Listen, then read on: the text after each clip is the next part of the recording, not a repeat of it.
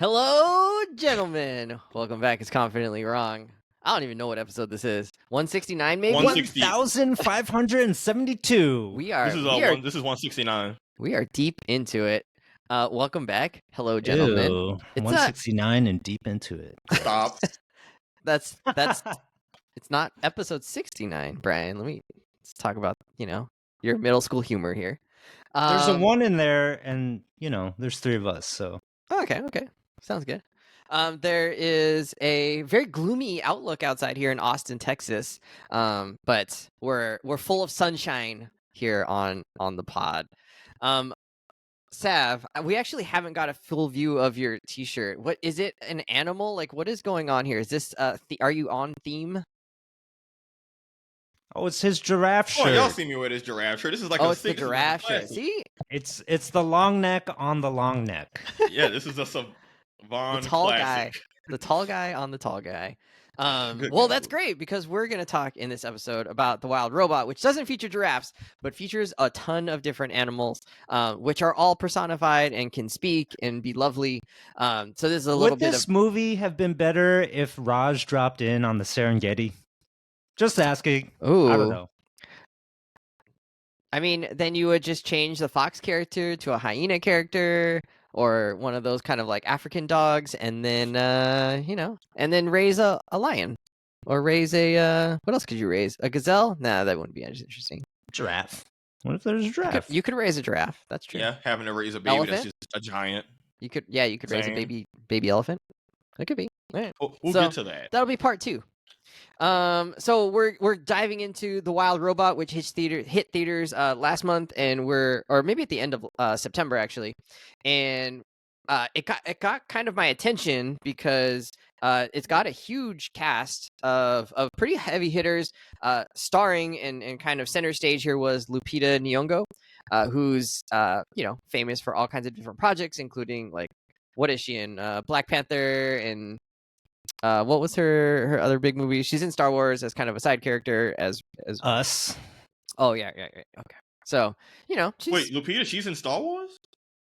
she plays the lady with the glasses in the area, and She's the voice. yeah, she's the Oh, voice. the voice. Oh, okay. I was like, what are you talking about? I was so confused. Is her name Roz in that one too?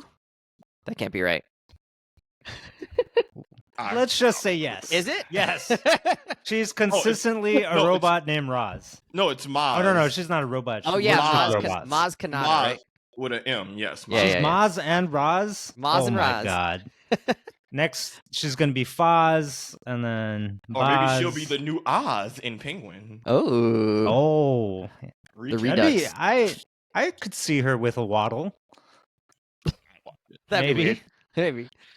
So we jump into this movie. It's actually based on a trilogy of books, which I had no idea about them and have zero context for them. But I just know that when you buy it on Apple TV Plus, it says based on this trilogy of books. Did you know anything else about this series going in, Sav? Nope. Nice, Brian. I only knew the trailer. And I think the other notable thing is that this has a very high critical score, right? It's like 85%. What's the Metacritic? Is that it? It's 85? 85%. And for this fall, like that is probably one of the top scores, right? Like very, very few movies are hitting that mark. So another notable reason for what piqued my interest, at least. Yeah, and I've talked to people who have seen it, and they've all seemed to universally love it. I mean, it hasn't been that many people, but I have talked to a few people. There was Kaya, there was Eliza. They did not watch this Jen. movie with me. I watched it on my own as my minimal free time, trying to fit this in and Agatha in, and basketball, and baseball. Oh my God, watching lots of baseball lately, which is now over. I'm sorry. Oh, Yeah. I'm glad. Now I know why you lack time. Yeah, I'm like, why are you watching baseball on purpose? It's called America's pastime. You don't have time to pass. Like, It's past time because it's over. It's like Yes. in the past. Well, as you may know, if you are mildly following, sports or baseball, it was actually a really good kind of playoff run for the Dodgers, which I nominally Whoopity-doo. follow. Nominally LA follow. Sports? Oh man, LA Sports, I love that for y'all. And it's been frustrating. You know, I'm not a Dodgers fan, so I'm not like, you know, super into this or whatever. But they've been to the World Series several times, and whenever they make it to the playoffs, I'll watch most of their games. And you know, they just come up short. Their pitching lets them down or whatever. And you know, and this year, for whatever reason, they just kind of really got hot at the end of the season, and then their batters all got hot at the end of the season, and they still didn't have super pitching. But they had enough to make it through, and so they end up winning. And a ridiculous, you know, grand slam walk-off home run in Game 1 of the World Series, and then in the last game of the World Series, they were down 5-0.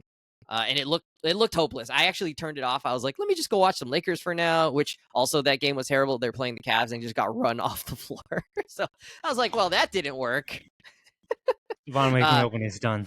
And then my sister texts me and says they've turned this turned around. I was like, what? And she's like, yeah, they're caught up. It's 5-5. I'm like, how did this happen in like 10 minutes?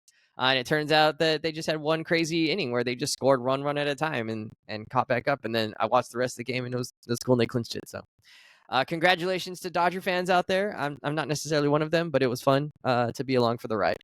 Cool story, bro. LA sports. Hey, talk about the Rams. You can hate on you can hate on baseball, but it was fun. I will. Yeah. It's very easy to hate on. The strategy, all the like gamesmanship, the moves you got to make. There's a lot of strategicness. Brian, you were talking about me sleeping. Strategy. I really need to knock out. I need a sleep aid. I could put on some baseball. Yeah, knock me out like some Robitussin. Seriously, just have Wes talk about it, man. If you were falling asleep, night on us. If you were falling asleep during the World Series, you got something wrong. That was Curry of putting us to bed. That was some nail biting stuff going on there. And you don't even talk about the cool teams. You talk about either the boring sport. Haters. You either talk about the boring sport that has a good team or the fun sport that has a boring team. I'm talking about the Dodgers and Lakers, respectively, to be clear. Haters, you're just mad because you talk about the your good teams teams can't for win. a good sport. Oh boy, here comes Wes with his young Republican sports rhetoric. I would simply not be poor. The Dodgers do cheat. They just spent $1 gazillion on their roster. The people cheating. Oh yeah, man. What movie? Man, let's talk about this movie. Let's talk about something that the people like. The people. Dodgers. So Wild Robot. And where so there now are no people. we got it. We got into half of the movie I saw. All right, we'll get into spoilers for sure at this point. So if you haven't seen it and you want to go check it out, you can rent it for $1 gazillion on Amazon or Apple TV Plus or wherever you can do the rental of movies. Or I'm sure it'll be on streaming in a few months. So Let's come give back. people a real number. Don't say $1 gazillion. Give people a real number. It's $25 to rent it. It's $30 to own it. So I decided, since you only get it for 2 days if you rent it, but you can keep it for as long as that service exists. If you buy it, I just bought it and I spent the extra $5. So now I own it. And maybe Kaya and Eliza will watch it one day.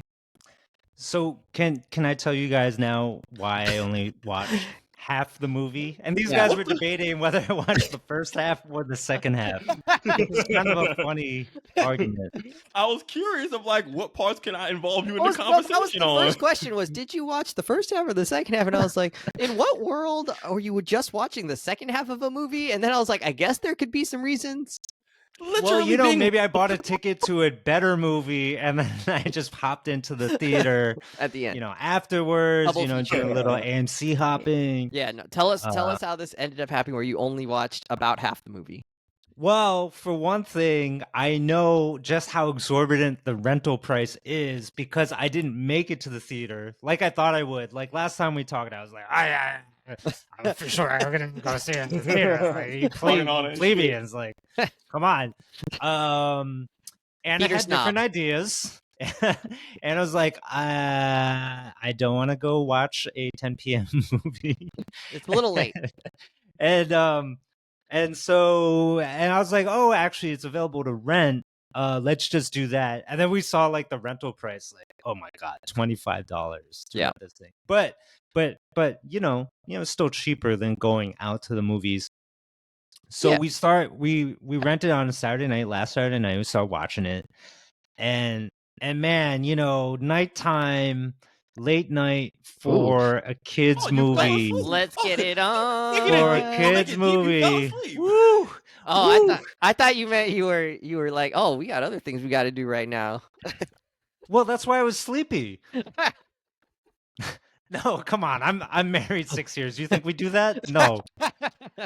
But it was fine. It was fine. I start dozing off midway through. We decide to cut it there, and Okay. we We'll pick come it back up to it. later. We'll Yep. come back to it.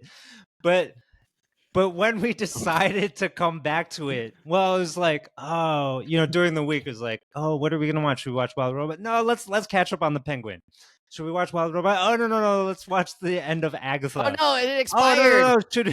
Should we watch it? No, it's Halloween. We got to go out. We're going out. And then we went to watch it last night, the second half. The rental was expired. Oh my God. Why do they put that limit on it? It says you can rent it. You have 30 days to watch it. Yeah, But then there's another hours. caveat. Yeah. 48 hours after you start. Like, what the hell, man? Come on. Is it 30 days? Is it 48 hours? Pick one. It's not even like fine a bottle print. of ketchup or salsa where you open it and it's like it's good, but Yeah. once you open it, the Gotta timer refrigerate starts. it. Yep. Put that joint in the fridge. You got This is a 3 days digital before it go product. bad. It should not be expiring like that. This is not fine print, by the way. It literally says there, like, you have 48 hours to watch this movie. For $25, you have 48 hours. Oh, it's a movie come still in on. theaters. So, and I told you, I was like, this is really expensive, and you laughed at me. You were like, yeah, but think about your time. It's still a better value. And it's good for your time, right? Yeah. I didn't waste time trekking out to the theater, making a whole night of it. That's what I did. It was a $25 45-minute movie and a nap for me. All right, so I have no idea what happens in the back half of this movie. You can talk about the beginning part, which is also quite endearing. Which I think clearly was very riveting. All the good shit happens in the back half. A lot of good stuff. Not all the good shit, but good shit happens all throughout. I thought, I thought there was good stuff. I think Brian can talk about it, but apparently he wasn't into it. So we'll see where he lands on this. So you weren't into it? What's up? I wasn't into it. Sorry. It wasn't what I was expecting. It wasn't what I was expecting. Has become the new West. I'm in the hot seat. Target Go ahead. In. I'm about to be on your ass. You gotta switch up your facial recognition now. It's me, not Wes. By the way, we fooled some airport technology, right, Wes? When we were in Detroit, yeah, we did. When we were in Detroit, there's like this facial recognition thing that can give you personalized like air terminal gate data, right? Yeah, I peep those, and you walk through, and then the big screen thing will show you. Yeah, oh, you're and going only here. you can see it. Only you can see it, right? It's about your face, and only you can see the board. There might be other people staring at the board, but they can only see what their you see. information, right? So me and Wes went in at the same time, and then we like crossed paths so that we were one right in front of the other, I think. And we then, were trying to see swapped. like if we could get really close, like we put our heads together like this close together, if it would show us like both cheek to cheek. Yeah. And then I think we overlapped at some point. And then it switched us, and then I started seeing Brian's information. So I saw Wes's. We did. And we Freaky Friday'd. Surprise! It's been Wes all along over here. And then I flew to New York. That was more wholesome than I expected. I thought that was gonna go a different direction. I thought this was about to be some racist facial recognition tech nonsense. I mean, it might have been where it's all just trained off white guys. So anyone we didn't do a control test. Like if I had tried this with you, Savon, maybe we couldn't fool it. Maybe not. Like, I'm gonna go with some of my black friends. But I squinted enough, so you know.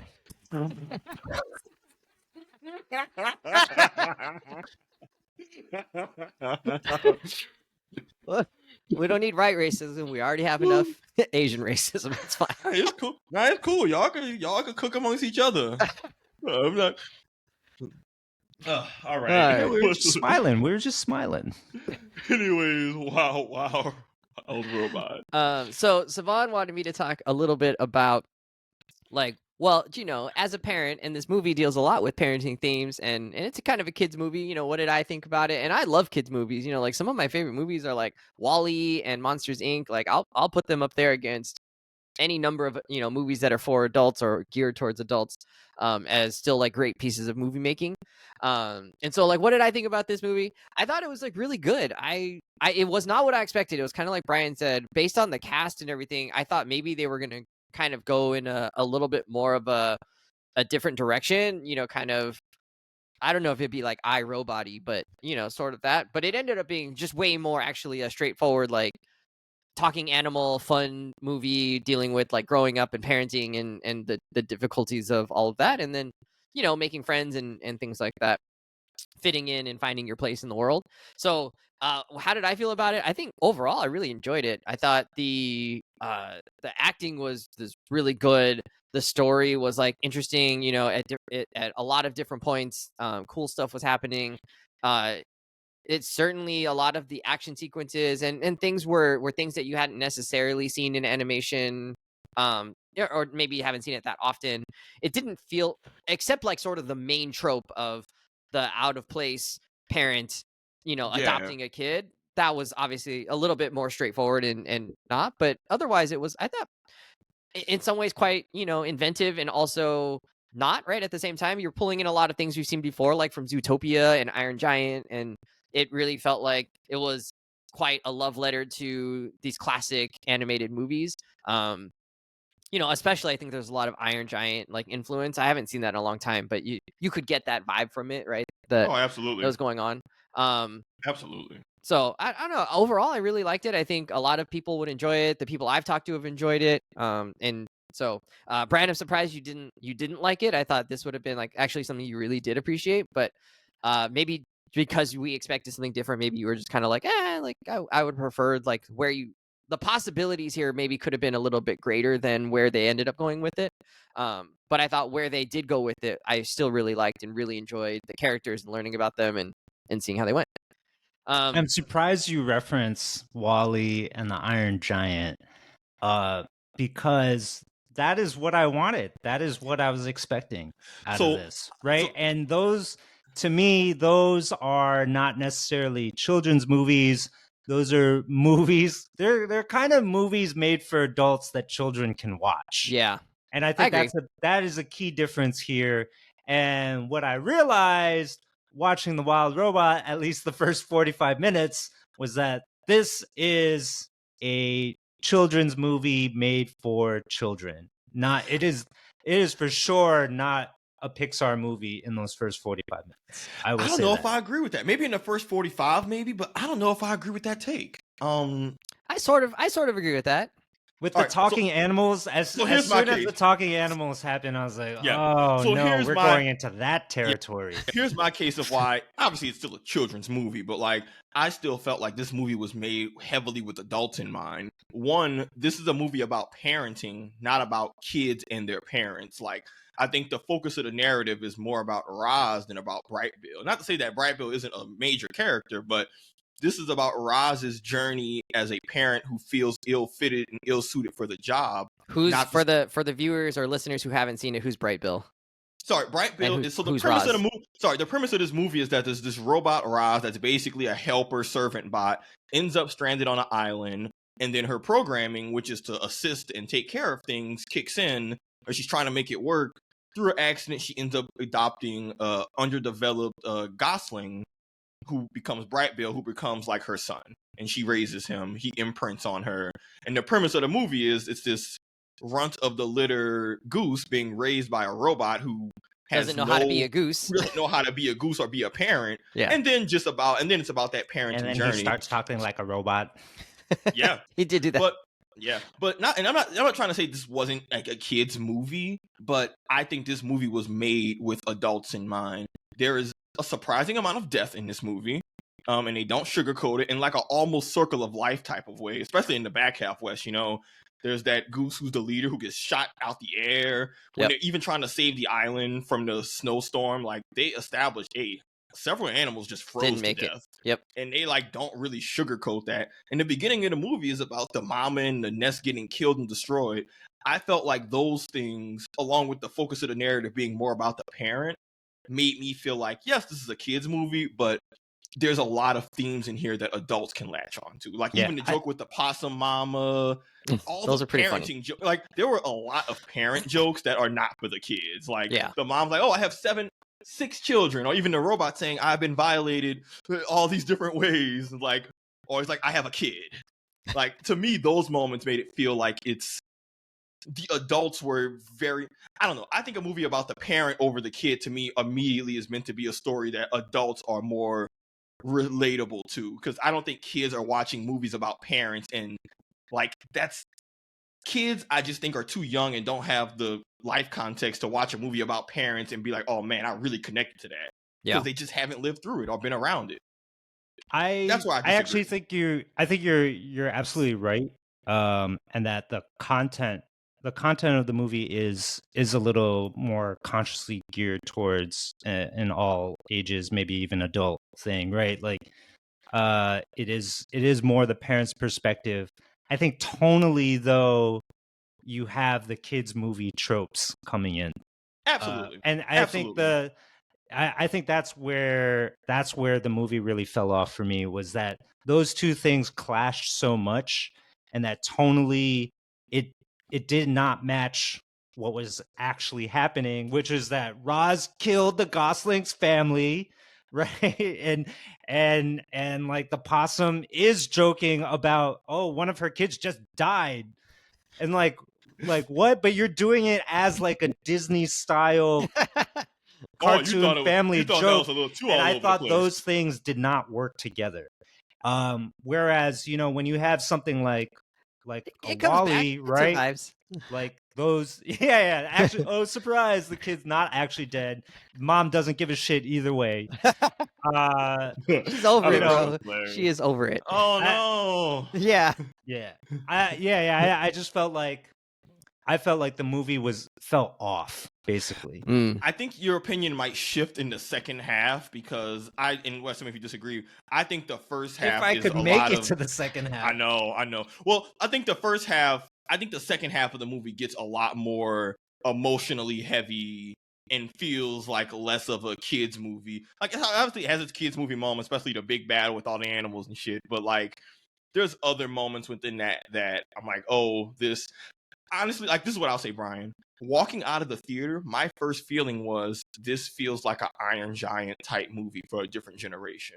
Not a one-to-one exactly the same, but I thought it was a very deep, emotionally compelling story that had a lot of like heartstring, heart pull moments, and I really want to talk about the themes of this movie, because that's where I had a lot of really strong opinions. Where that's what really made this movie go from solid to, pushing, like from being an averageist movie to being pushed over the edge. But well, so there are a lot of themes in this movie.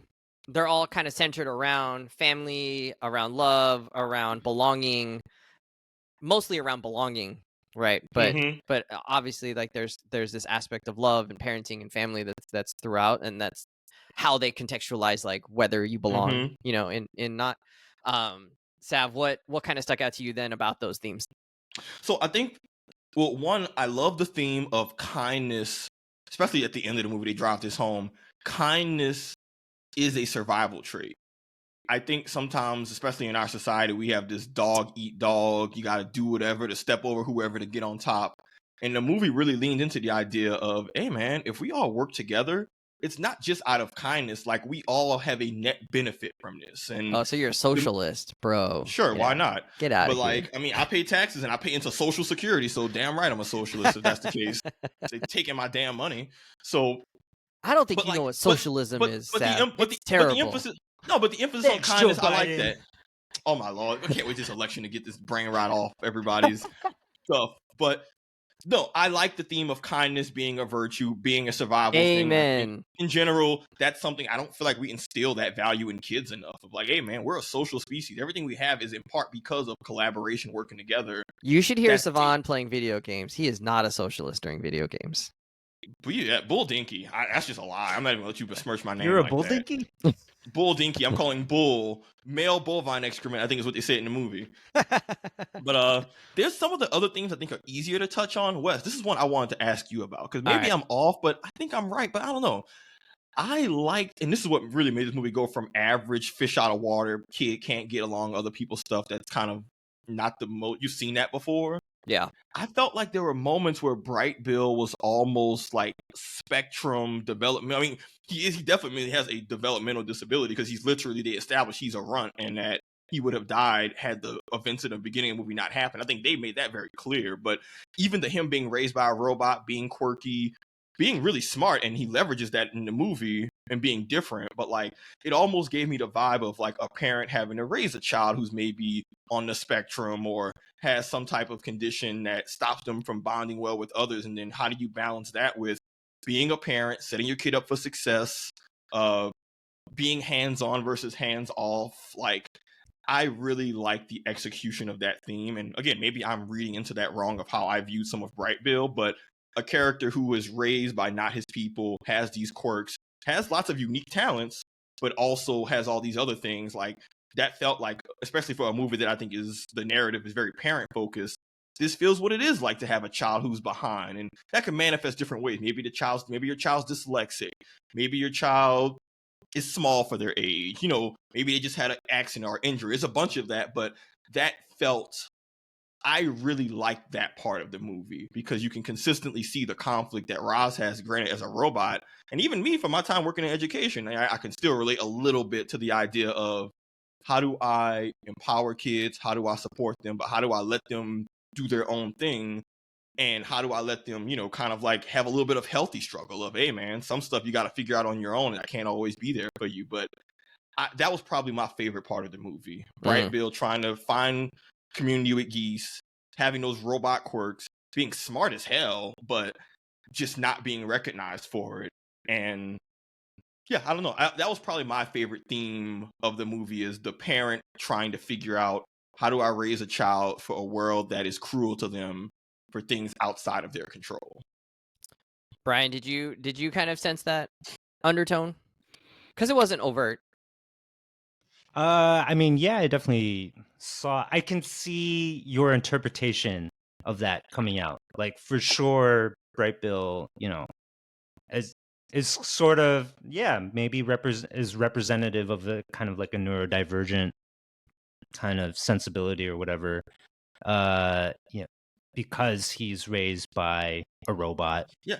He struggles with social cues. He struggles with being able to relate to others. He's friendly and has good intentions, but because of how he just outwardly expresses himself, because of, again, things beyond his control, it's a pain point, and he has to navigate that. And what makes it hard is that the mama isn't even able to help him because she has her own different struggle of being an adoptive parent who didn't sign up for this shit. Just to keep it a buck. Yeah, and just trying to navigate it. Well, and she didn't have the programming, right? She did sign up for it. She just didn't have the programming. If you sort of extrapolate that, you could kind of say like, oh yeah, that's a position most parents are put into, right? Yeah. They don't necessarily know how to parent, and they're trying to figure out the programming as they're doing it. Yeah, for sure. Yeah. I think that's probably more salient in terms of what they were going for. I'm kind of with Brian, Sav. I didn't necessarily pick up on like that they were going for that on purpose. But it could just be an analogy you can draw, but like, yeah, I don't for think sure. it was a heavy, hard one, but I was like, oh. I mean, I think definitely right. Like, they set him up as an underdog through those things. He's got some physical limitations.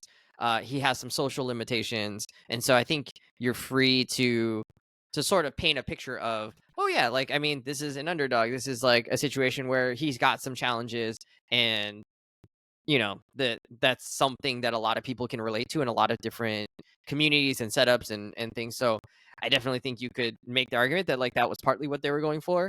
I think the probably the one that I think they were more going for was just like this sort of duality nature of being adopted or of being sort of in different worlds, right? And how you sort of navigate that, right? So Absolutely.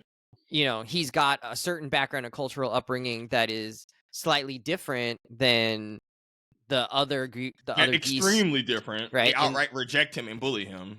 Yeah, in that community. So he wasn't accepted. He's got to be picked up by a different, parent figure who is, can only teach him what she knows and what the fox knows, right? And so the fox is a completely different type of parent, and comes from a different perspective. And so, of course, he has different views and different ideas, and that becomes part of his strength later in the film. Is he's the things that are holding him back as a youngster are the things that ends up being his superpower when he's older. Yeah, And so especially I with think, the flying lessons. yeah, so I mean, I think that's where we end up going. And I think what Brian was talking about in terms of like this struggle to figure out how to parent is definitely something I related to a lot, right? Me and Jen, like, we don't necessarily know. We have some ideas around like this seems good and we like this idea, but like in practice it's like, well, like, where do you set those boundaries and how much do you help and how much do you not help? Like, I don't know that there's a right answer. You sort of go with your gut feeling a lot of times, and you sort of have some kind of plan before you start, and then if it still feels right while you're doing it, then you let it keep going. And if it doesn't, if something, tells you like, hey, maybe actually this isn't the time for that type of parenting, then you change it up, and then you evaluate it later and you're like, did that work? I don't know. Like, we were trying to have the goal of you being slightly independent, and now you're just really sassy. And like, is that part of being independent? Whoops.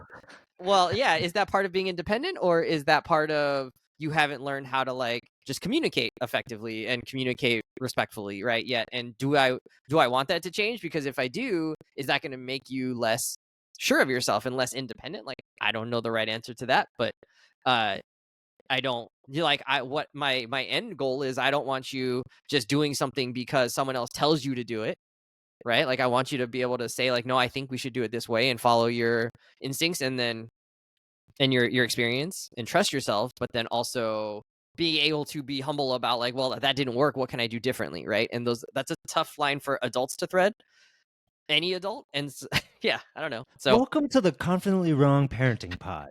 Let's talk about parenting styles. yeah, Uh-huh. Positive reinforcement. Your thoughts, Savon? extrinsic or intrinsic motivation. Yes. Yeah, all of the above. So it's, I don't know. I mean, I think there's a lot there that for parents to latch onto, and for kids, I think if you're a kid, you're just like, oh, this is like, how do parents show that they love me? How do I show that I can be who I want to be, right? And how does me not fitting in sometimes end up being actually something that's okay, right? Like, and still uniquely me, and I'm this like person that's worth valuing because I'm a person, not because like other people think I'm cool. So I like that they went with all of those things, and for a kids movie, I think that's like a lot of different themes and ideas they packed into there. Mhm. Brian, was there any themes that kind of stuck out to you in the part that you did get to see?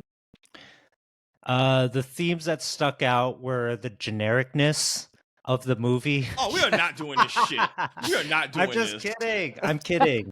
No, you're not. I want to hear it. I wanna mean hear that did stick out to me. But other themes, is like the nature. Nature is wild, right? And it's like I'm calling a foul on their treatment of death. Foul. FAWFOWL. Yeah. No. Anyway, I didn't love how they used death as sort of like this joke, and I just don't think those jokes landed for me. However, I will say that talking about the wild and what nature is like, and how everything is, everything, all these animals are just trying to eat each other. Animals die, shit happens, kind of. And that is the environment in which they're placing Roz in. I thought seemed like an important theme that they were establishing throughout the film, of just about what makes something natural, and accepting that these things are part of nature's course. I don't know. Seem like a thing that they were trying to hit on. She's by nature a helper. She's someone who wants to make good. She wants to finish tasks. She wants to like do a lot of things. She represents like the productive, hyper capitalistic almost version of our society, right? Well, It's no, like but you can tell that humans built this thing to serve and to like maximize Yeah. all of that as much as possible. but And that's so not what she's about. she's got to learn that nature is not like that, Oh no, I right? disagree with that part of it. She's Same. she's the in and maybe this comes out more later. Her she's almost like too idealistic. She thinks like in her programming, and this is because of the hyper capitalistic issue, right? But her actual like frame of reference, and she's never been turned on. The first time she gets turned on is on this island, and so this is the first time she's expecting like, my job is to be a helper. I want to make everybody's lives better. I think we can do this. Like, she's like a quote unquote like good person. She's basically just a Boy Scout looking for great like tasks, good things to do to help Scout. people, or whatever. And so finding out that actually people don't always act that way, that people act out of self-interest quite often, is like jarring for her. She's like, well, what like, how does that work? Like, how are you supposed to function in a world where people are always stepping on each other or eating each other or doing so? It's not that she represents like a change from that. She represents like, what is the like best, goodest like intentioned person, and how do they survive in a world that's like gritty and dark and actually more like punishing for being good, being kind.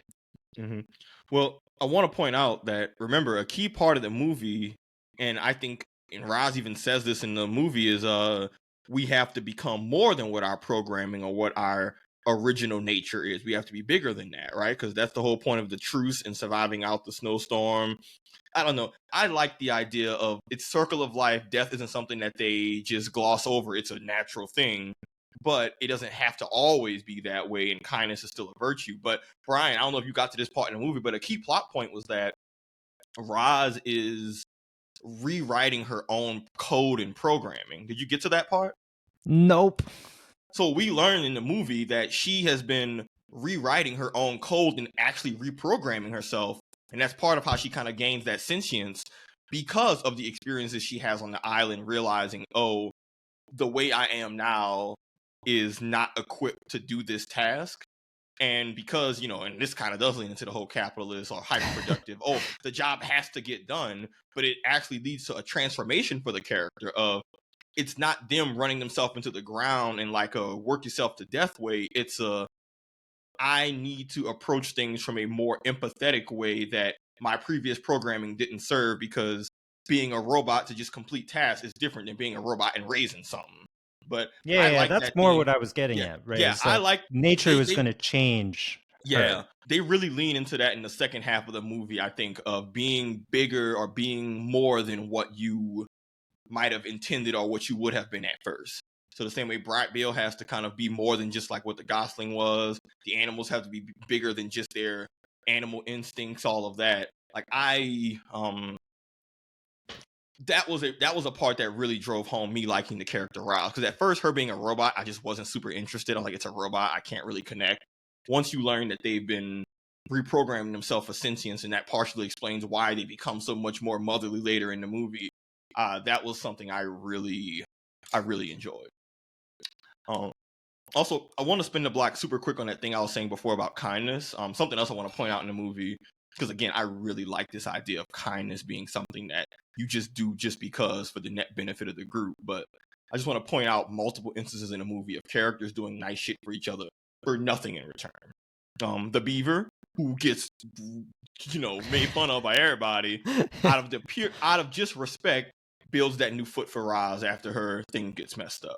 When Bright Bill is trying to learn to fly and it's like, yo, man, this just is not working, she literally gets a tutor and gets the hawk, who has no reason to help, but is just like helping out, and just like, all right, yeah, you trying to learn to fly? All right, bet, I'll help you.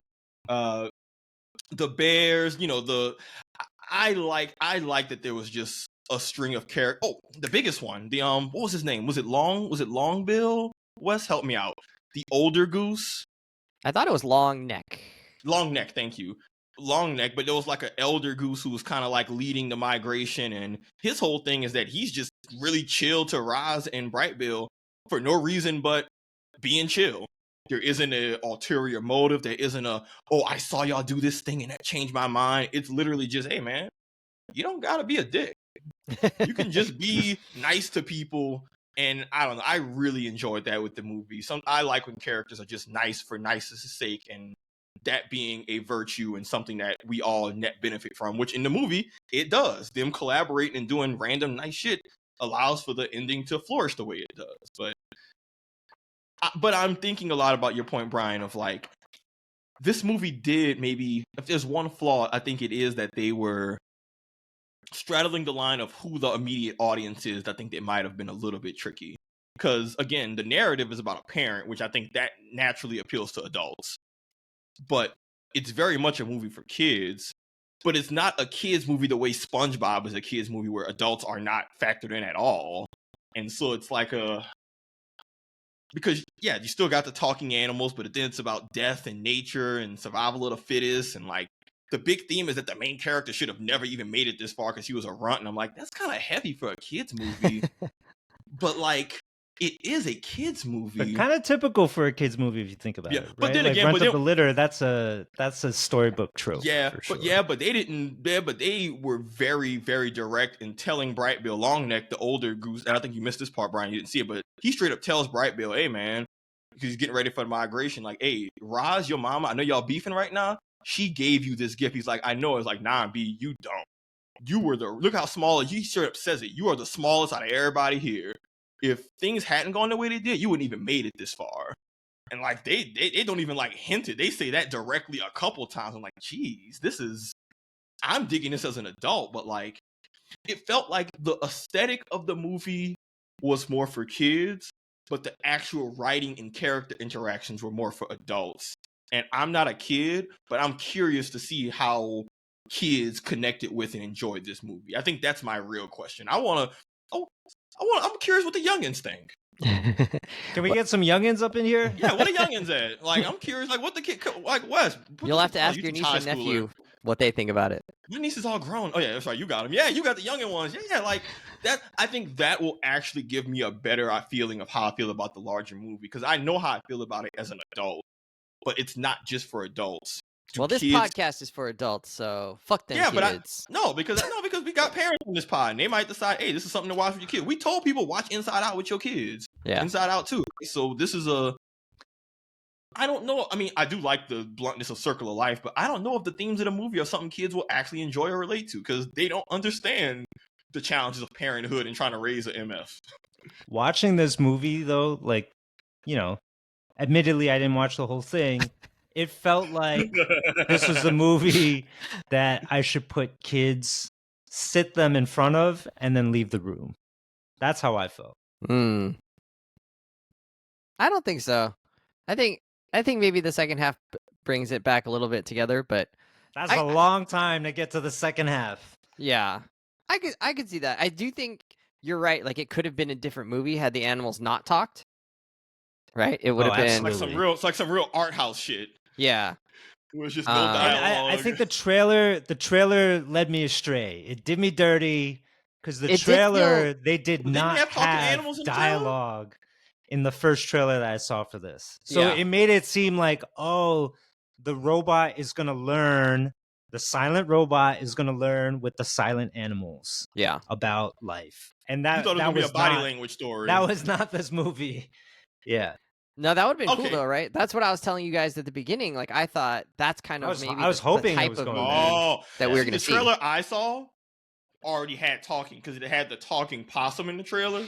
So the one thing I knew going in is that the animals will be talking. Okay, like that was probably one of the few things I definitively knew. But I didn't thinking about the poster and what I know now, I see where y'all are coming from. Of like, oh, I saw a trailer. Kind of messed me up. Yeah, because I was just like, why are they confused about the animals talking? It was in like.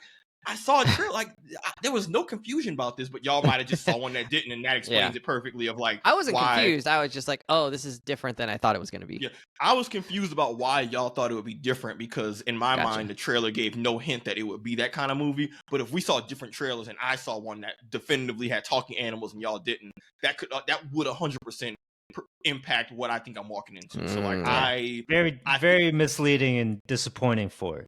I feel you on that. Y'all should have saw the trailer I did, because I went in knowing the animals were gonna talk, and I was in that bitch I immediately think laughing. if I saw and- that other trailer, I would have been like, "We're not talking about this on the podcast." See, for me, the art style alone made me want to watch it, because it was I like really that like the art same. style. It was the same DreamWorks studio who did some of the people who worked on Puss in Boots, and you can see that same painted, stylistic art style. Like, I love that. I love the design of Roz and how she, like, the character design was so dynamic, and she can do all these cool things, mimicking animals and Mm-hmm. having a tool for every occasion. Like, I know we haven't talked about some of the production quality stuff, but this was a beautifully produced, put together movie. Like, the Agreed. visual eye candy, some of the world storytelling. Wes, I don't know if you caught this, but there are moments where you don't really know what the status of the world is like, but there's little hints to piece together. Like, when they go to the facility, you see blue whales swimming over a flooded Golden Gate Bridge. And in the theater, I'm like, is that Golden Gate Bridge flooded? Yeah. But it's not a post-apocalyptic world, because the tech they have isn't even like dystopian tech. Like, a lot of No. it looks like clean energy. Even Roz, like, it's not like she's some iron giant like bad Steampunk. bot. Like, Yeah. like, she's very clean and solar powered and environmentally friendly and all this stuff. So some of that visual storytelling of the world, that was like, I enjoyed that. And now that I know that it's a book series and there's more, I want more. Like, there's 2 more books that build off this story, and I'm like, hey man, I'm not sure tonally where it goes or if it starts to get more serious later, but I would 100% watch more of this, because yeah, I mean, visually, I just had a good time watching the movie. Roz's expressions, like, when you can make a robot expressive and you really can, at least for me, relate to what they're doing, that's hard to do. But Lupita, how do you say her last name? I think it's Nyong'o. Nyong'o, but like, her, I didn't even know it was her, but that voice acting was great. The way Roz's eyes are always, they're the cameras, but they're always opening, closing, shuddering. Like, the cameras low-key are more expressive than a person's actual face. But that's props to, like, the animation team and the people who just put together this movie. This was in my opinion, a well put together movie. I think the animal designs and the parts on the island might have been a little bit more boring, but the techie stuff and that stuff they showed, visual treat, and the design team, I want to shout them out. Agreed. And I thought But the if fox, Roz was the poorly fox was designed, really it would have cool. been worse. Mm-hmm. That was Pedro Pascal, dude. Yeah.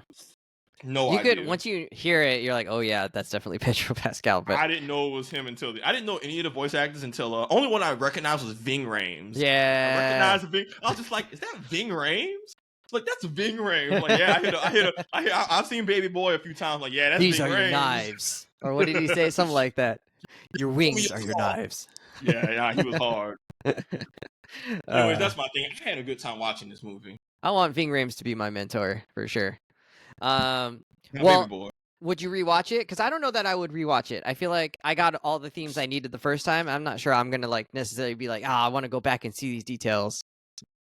If I had young nieces and nephews, I would watch this again Yeah, with them. but not for necessarily for yourself. You're not like rewatching it. No, but Yeah. but to your point, not everything needs to be a hard rewatch. This doesn't feel like a movie that's built more on the foreshadowing and picking up breadcrumbs. Like, this was a fun movie. I saw it in theaters. It was a good time. I'd maybe watch it again a few years from now if it just happens to be on. If there's a sequel, I'll definitely watch it. But that's okay, especially for, in my eyes, I'm a unmarried man with no kids. Like, I don't think I'm quite in the target audience. So the fact that I went, saw it once, and enjoyed myself, like, hey man, that's a win. Let's take that and run Absolutely with win. All right. What kids movies would you rewatch? Good question. Most of the kids movies I would rewatch are kids movies from my own childhood, mostly because it's like a nostalgia trip. But a lot of like good kids movies now, I'm not gonna rewatch, not because they're not good, but because I'm rewatching the old stuff partially because of just nostalgia, and yeah. the associated memories of just being a kid. So I'll rewatch those, or the ones that had good writing. But I'm not just going out of my way to rewatch all my childhood or just any stuff that's targeted towards youngins. There's just too much other stuff that, frankly, better warrants a rewatch. Have you guys ever seen? I think it's called like Meet the Robinsons or the Robin. Oh yeah. Yeah, that shit Meet looked the awful. Robin. I like you didn't like it? I like Meet the I haven't seen that in a Robinsons. few years, but that's a movie I would go back and rewatch. I think that had some really like funny like adult funny things and some like ridiculous like juvenile humor things that I enjoy. the joke with the T-Rex and the T-Rex arms just like got me every single time. So like I would go back and watch that kind of movie. Let's see. I would watch WALL-E again, or like rewatch WALL-E several times. I would watch Monsters Inc. over and over again. Not necessarily just because of nostalgia. I really enjoy those movies. I'm trying to think of any other. Yeah, and you saw those as an adult, so Yeah. I mean, and that is a distinction. I think some of the less kids, nostalgia. in some of the DreamWorks Pixar movies, like there's definitely like a sliding scale of some are written like The Incredibles was very much written by some grown folks. Like half the themes of that movie is Bob and Helen going through midlife crisis stuff. Like, Yeah. there's a for whole sure. scene of Helen literally looking in the mirror, having the middle age. Dang, I done put on weight. That was not for kids. Wait, didn't Invincible that Man do ass, that though. too? Didn't who? Is his name Invincible Man? I don't know. Whatever. The main Mr. guy. Incredible. Mr. Incredible. Mr. Incredible. He does the same thing. Of He's the like movie trying The to, Incredibles? How do you Yeah. not remember this man's name? he's trying like, to fit Invincible? into his old suit and like can't. Same deal. Yeah. A whole theme in the movie is him literally putting in his old suit, being fat in it, and Yeah. then getting in shape. And he's To the point where jonesing for. And he's having an affair, but not an affair. His wife thinks he's cheating on him because he's out here doing secret superhero stuff. Sorry, He's that's just a lot. jonesing for that adrenaline high of when he was young. Yeah. Yeah, point is some Aren't of we these all? yeah, but some of these Disney Pixar, like, there's a clear distinction between some of this is meant for kids to enjoy, some of this is like, hey man, we wrote this. Incredibles was both the Incredibles series. So is you written for the agree adult. that the Wild Robot is not that? This is my point. I think the Wild Robot straddles the line more than some other movies that I think were a little bit more one or the other. Like, Agreed. I still will like definitively say the narrative of Wild Robot is geared towards adults and parents. A lot of the character interactions and the vibe of the movie maybe more so towards kids. How much those two things balance out, I think is just up for debate, and I don't feel comfortable making a definitive call without, frankly, hearing what some kids got to say, because that's just a key factor. But some of the others, like Incredibles and Incredibles 2, man, those are animated movies that's like written for and by adults. Kids are just there for the action and shit. Clearly, because kids like it. Adults love superhero movies. Well, So. But I feel like kids like Incredibles too. I don't think that's one where they didn't like. Whereas like Elemental, we really enjoyed as adults, but we were talking about like kids are not going to enjoy that movie. Yeah, dude, we could do a whole pod, frankly, on Disney Pixar movies and like how much they lean into the for adults, for kids, by adults, by kids. Like it varies so much that could be its own pod. Because some of those, I'm like, yo, kids are not meant to watch this. Others, I'm like, yo, the adults are not meant to watch. Like to your point, Elemental. Yeah, that's more of like a adult immigrant story. Kids not trying to watch that. Yeah. Finding Nemo, that might straddle the line between adult and kids pretty well. 100%. Also about parenting. Yeah. Yeah. Yeah, but Finding Nemo, I think, I think that one straddled that line a lot better. Yeah, it's probably more balanced. All right. But, yeah. If you were plunked on an island in the middle of nowhere, no access to your home base, which animal? No homing signal. No either. homing signal. No, yeah, whatever it was called. Which animal would you end up raising, or would you like to have raised? If you had an orphan, little tiny, puplet, what are you going with, Brian? What animal are you raising? Oh, you're starting with me? Oh Yeah. my god. I need to think about this a little bit more. Am I murdering that youngling's family? I don't think you're in the just process? coming across it. You're just coming across I don't think it. so. Just like stepped on its snail. brothers and sisters. If you did, it's an accident. Yeah. A snail would be really interesting. No, it I wouldn't. don't think snails have like familial bonds. Though. I don't think they would Probably like not. look at They me don't. and confuse me as a parent. It'd probably be it'd have to be a mammal. I'm Okay. sure. Okay. It could be a bird. Yeah, I guess the gosling was a bird. But I think it would probably be an animal that is more family oriented. So like the easy answer would be like a wolf or something, right? Like Okay. a little cub is Yeah. like coming looking for you. But in all honesty, like maybe it's a pig. It's probably a pig. Such I'm a chill answer. I'm like looking at the pig with desire, of course. And the pig is You're like, looking you would at make some me. great bacon. Yeah, I was like, oh my God, I've loved you my whole life. Now you are mine. And the pigs are actually one of the smarter mammals out there, right? So I think naturally, game gonna recognize game here, and we'll be like, oh, we Did you just call yourself have one of the smarter animals? we I don't have know. things to talk about. We up Yes, there. we're gonna start debating Ingmar Bergman movies. So yeah, I have seen people with pet pigs, right? Like there's actually this place in Manhattan, an area in Manhattan where there's somebody who has been known to walk their pet pig Oh yeah, people around do that all the time. this square block. And I have seen said pig, and it's wonderful. It's wonderful. But this would be less of a owner pet relationship and more of a father son thing. I think. Where I'm raising that pig to be well versed in culture here. Right. You guys are going to the Met. You're going to the absolutely Knicks games. This pig is going to be creating art.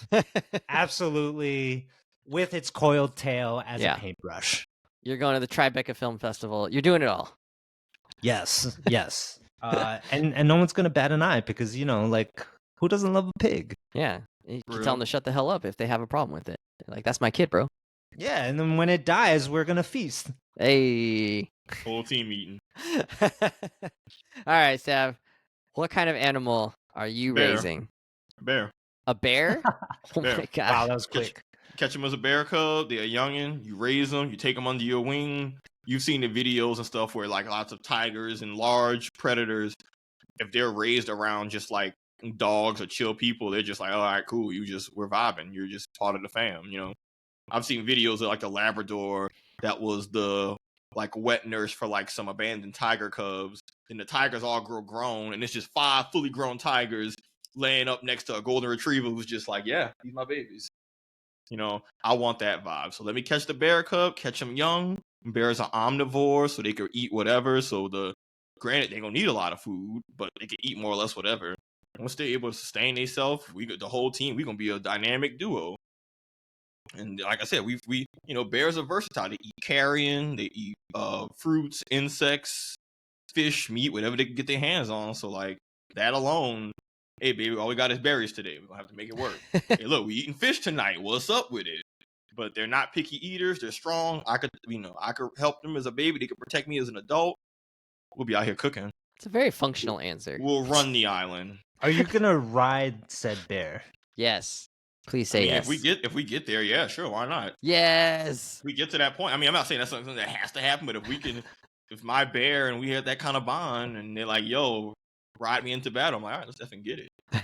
I think you're definitely the only one on our panel here that could raise a bear, mostly because of your height, right? Like they'll kind of be eye to eye with you. Well, that's the point of catching them while they're young. Like that's why the thing with the dogs and the tigers, if you catch them while they're young, it doesn't matter if you're physically bigger, you're emotionally bigger. They know you. You got power. You got that. They don't know nothing else but you. Yeah. Yeah, I'm big dog. I ain't gotta be big dog physically. I just gotta be big dog emotionally. Psychologically. But you are big dog physically too. Yeah, but that's just let's get that straight. But if it's a bear, the bear's gonna outsize me. Your kneecaps are pressed up against the steering wheel. If it's a bear, shut up. If it's a bear, so height is not.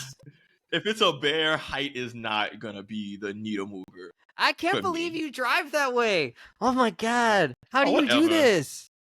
You're like hunched up like a little grandma, and you're 6'3", so it's just like comical. I ain't gotta take this shit. How do you do that? You're the clown in the clown car, my friend. How did you develop this style? Like where did you go like this is comfortable? Like who told you that was the move?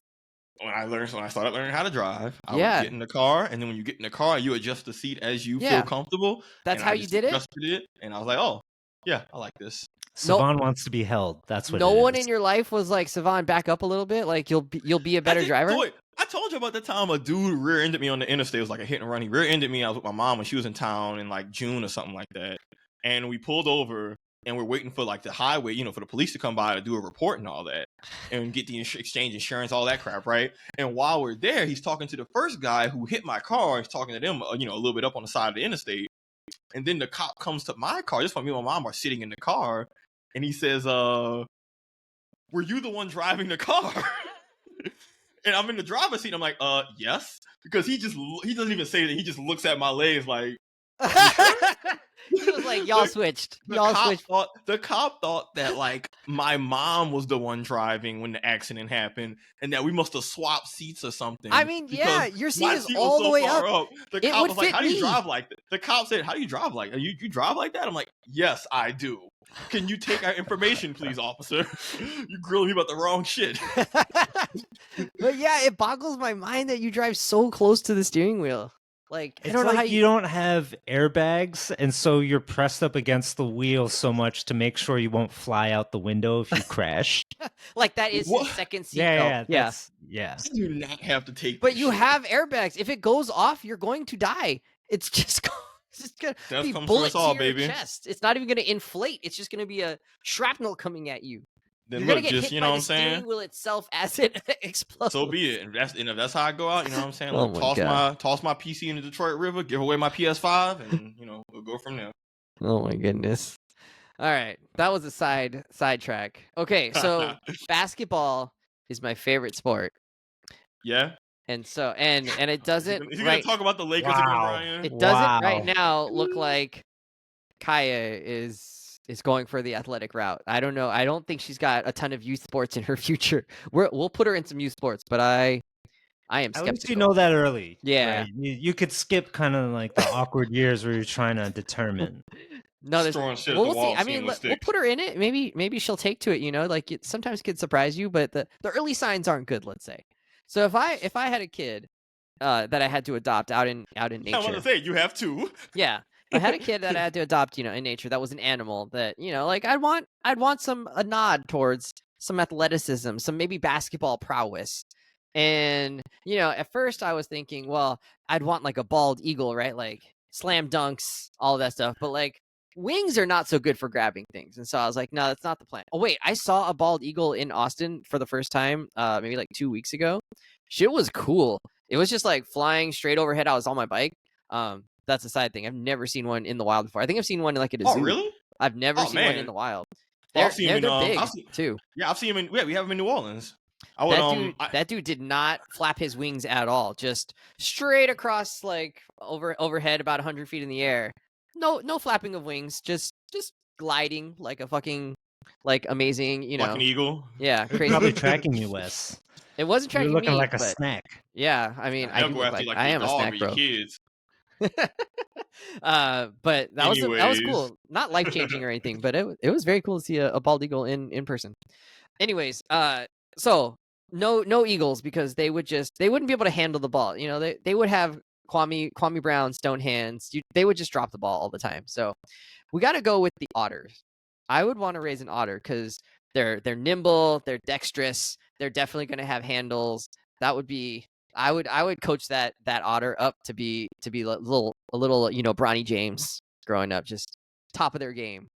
Bronny James. Bronny James is who you picked? Well, when he was little. Bronny James is not getting off the bench, Bronny James? Yeah, that Bronny James. But when he was little, he was probably one of the best players out there. So I do think an otter's a good pick for basketball. Yeah. Point guard, right? Not center. Better analogy. He would be somebody moving around really, really quick and sly like. Yeah. Like Kyrie Irving style kind of player. A little bit. I was also thinking like Steph Fox, off ball, running around. Yeah. So that's what I would pick. I'm going with the otter. I don't know what our viewers would pick. I feel like they'd go for like the more like predatory animals. They want the tigers or the a bear. It wouldn't be deer and fox. It'd be deer and otter, right? Sorry, that took me a second.